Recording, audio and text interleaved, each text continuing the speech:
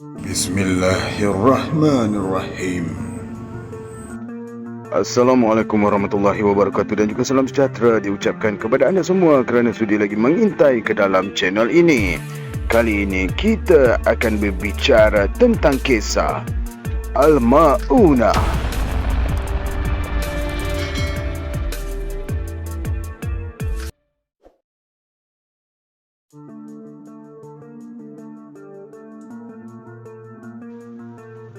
Al-Ma'unah ialah sebuah organisasi pengganas militan di Malaysia yang terkenal dengan keberaniannya melakukan pencerobohan nekat ke atas sebuah kem regimen askar Wataniah pada subuh 2 Julai 2000 dan melarikan sejumlah besar senjata api daripada stor persenjataan.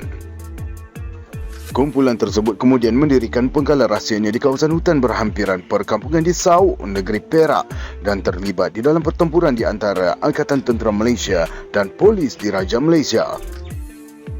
Organisasi. Nama penuh organisasi tersebut ialah Persaudaraan Ilmu dalam Al-Ma'unah ataupun disingkatkan sebagai Al-Ma'unah.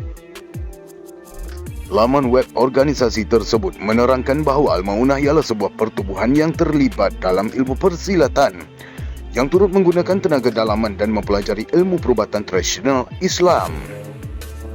Kononnya, Ma'unah bermaksud sesuatu yang amat luar biasa yang berlaku pada golongan orang Islam kebanyakannya, yakni paranormal.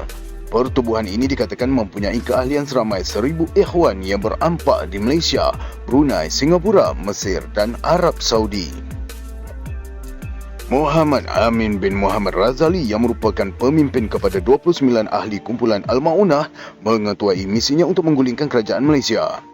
Kumpulan ini termasuk seorang major daripada Tentera Darat Malaysia. Mereka berpakaian pegawai kanan tentera dan berlagak melakukan pemeriksaan mengejut ke atas kem Batalion 304 Regimen Askar Wataniah di Empangan Temenggur, Gerik, negeri Perak. Mereka berjaya memperdayakan anggota tentera di situ dan melarikan senjata-senjata di kem tersebut.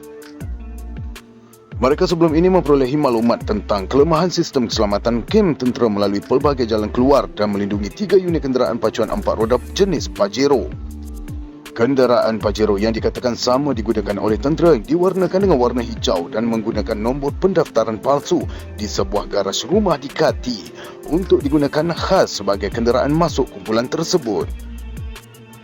Pada awal pagi 2 Julai 2000, 20 ahli kumpulan Al-Ma'unah yang menaiki 3 kenderaan Pajero dan bergerak ke pos 2 kem Kuala Krui pada 2.50 pagi dan kemudian ke kem Batalion 304 Regimen Askar Wataniah pada jam 4.15 pagi. Mereka berkata kepada pegawai kem tersebut dengan alasan ingin mengadakan pemeriksaan mengejut dengan memberitahu ingin membuat pemeriksaan kecemasan ke atas jumlah semua peluru yang disimpan di dalam kem tersebut. Atas pelbagai tekanan yang diberikan oleh Amin dan orang-orangnya dan diyakinkan oleh kehadiran 3 kenderaan Pajero yang menggunakan nombor pendaftaran tentera yang bermula dengan huruf Z.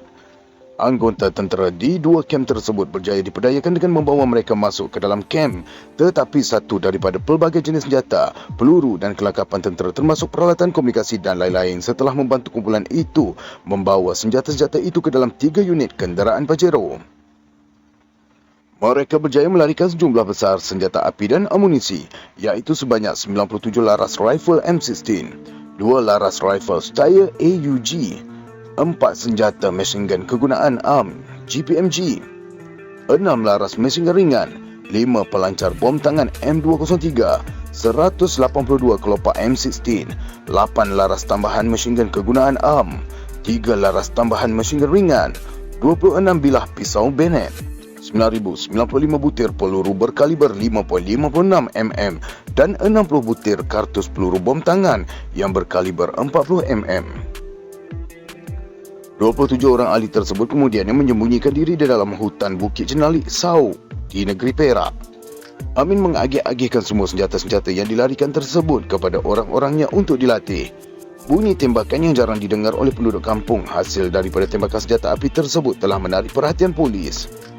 Kumpulan tersebut membuat persediaan untuk menjayakan rancangan mereka, termasuklah mengumpul bekalan makanan dan membawanya ke dalam pengkalan mereka di Bukit Jenalik.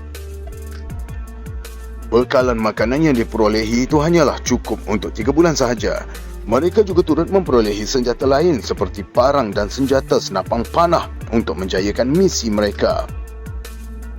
Sepasukan polis dihantar mengepung Bukit Jenali untuk menyekat pergerakan mereka. Sejumlah anggota pasukan keselamatan dihantar untuk menyusup masuk ke dalam perkhemahan Al-Maunah. Walau bagaimanapun, dua anggota polis iaitu Sarjan Muhammad Shah bin Ahmad dan Kopral Detektif Syahra Devan serta penduduk kampung Jaafar bin Putih dan seorang anggota komando ATM Trooper Matthew Anak Medan telah dijadikan tebusan oleh Al-Maunah. Dalam radio komunikasi yang digunakan oleh kumpulan itu, mereka memaklumkan bahawa mereka akan menyerang Kuala Lumpur sekiranya tuntutan ke atas Perdana Menteri Malaysia iaitu Datuk Seri Dr. Mahathir Mohamad untuk meletakkan jawatan dalam masa 24 jam tidak dipenuhi. Jaafar ditangkap ketika mereka sedang meneliti dusun duriannya.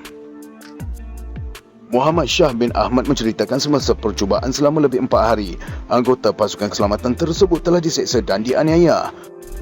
Mereka dipaksa menggali parit di kawasan Bukit Jenali untuk dijadikan sebagai kubu pertahanan sekiranya pangkalan mereka diserang. Pada sebelah malam, mereka telah diikat pada pohon durian. Pada masa itu, Muhammad Shah dan Syahra Devan mengemumikan Trooper Matthew di dalam salah satu parit kubu tersebut. Trooper Matthew ditangkap oleh Jemari bin Yusof dan apabila Amin mengetahui identiti Trooper Matthew, Amin menyiksa Matthew dengan menembak kakinya. Amin kemudian menyuruh Jemari menembak Trooper Matthew. Pada pagi 5 Julai 2000, seorang anggota Al-Maunah, Abu Bakar bin Ismail telah ditembak oleh pasukan keselamatan.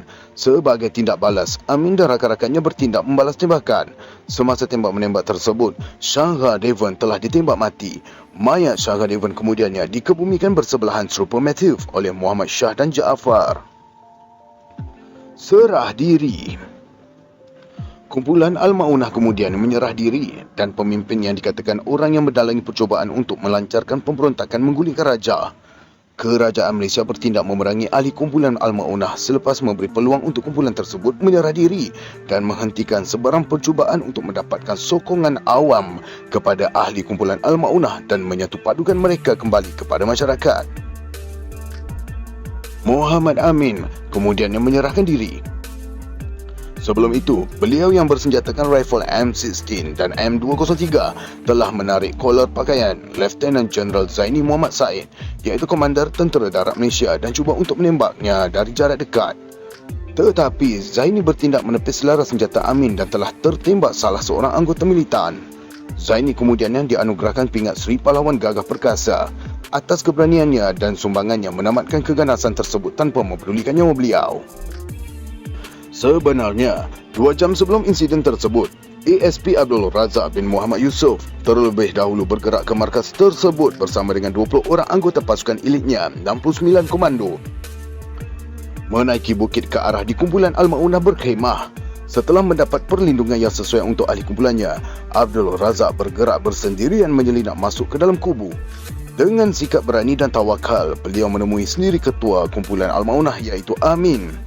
Maka berlakulah perbincangan dan perdebatan secara ilmiah antara Abdul Razak dan Amin. Perdebatan ini mengambil masa selama 2 jam dan akhirnya ketua kumpulan Al-Maunah tersebut bersetuju untuk menyerah diri. Maka setelah Amin bersetuju untuk menyerahkan diri, barulah ASP Abdul Razak memanggil pasukan Lieutenant General Zaini untuk proses perletakan senjata. Di atas keberanian dan kebijaksanaan berbincang, Abdul Razak, beliau telah dianugerahi pingat Seri Pahlawan Gagah Perkasa. Pada masa itu, Abdul Razak ialah pegawai yang mengetuai pasukan payung terjun polis anti peganas 69 Komando. Kematian. Dianggarkan 3 orang telah terkorban sebelum kumpulan tersebut menyerahkan diri. Detektif Kopral R. Syahra Devan daripada cawangan khas PDRM telah dibunuh.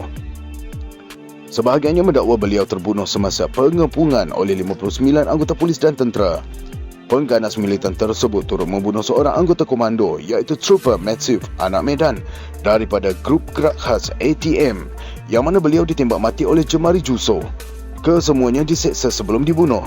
Orang ketiga yang terbunuh ialah seorang ahli kumpulan tersebut yang mana beliau ditembak mati apabila beliau enggan menyerahkan diri. Terima kasih kerana sudi mendengar dari mula sehingga habis. Sekiranya anda merasakan video ini bermanfaat, sila like dan share. Jangan lupa juga untuk subscribe. Kita bertemu lagi dengan video yang seterusnya lagi insya-Allah. Terima kasih dan Assalamualaikum.